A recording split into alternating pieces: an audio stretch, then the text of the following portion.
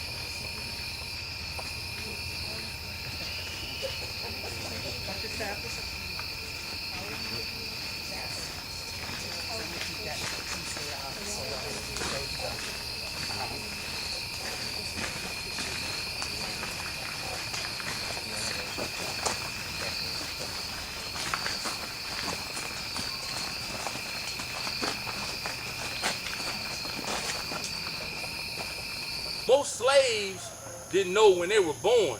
You see, I did. I was born in 1840 on Christmas morn. Now, I was a grown man before I finally got my freedom. But before I did, I helped lots of other people get theirs.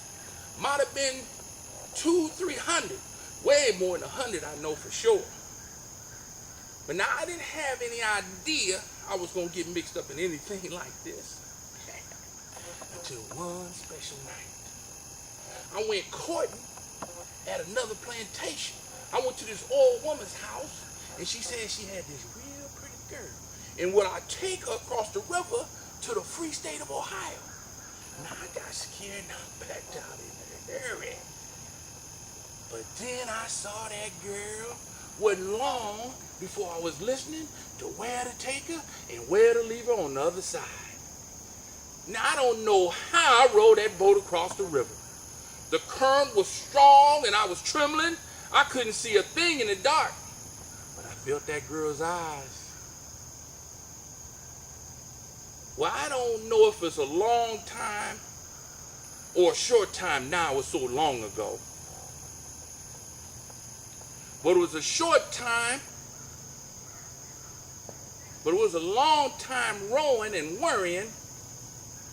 But then it was a short time, because as soon as I did get across the river, that big-eyed girl be gone. Well, pretty soon, I saw a tall light. And I remember what the old woman said, that when you see the light, to row up to it. So when we got up to it, two men reached out and grabbed her. I started trembling and praying all over again.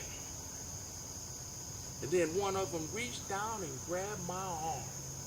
Then I just felt down inside me. The Lord done got ready for me. You hungry, boy? It's what he asked me. And if he hadn't been holding on to me, I think I fell back into the river. Well, that was my first trip. It took me a long time to get over my scared feelings, but I finally did.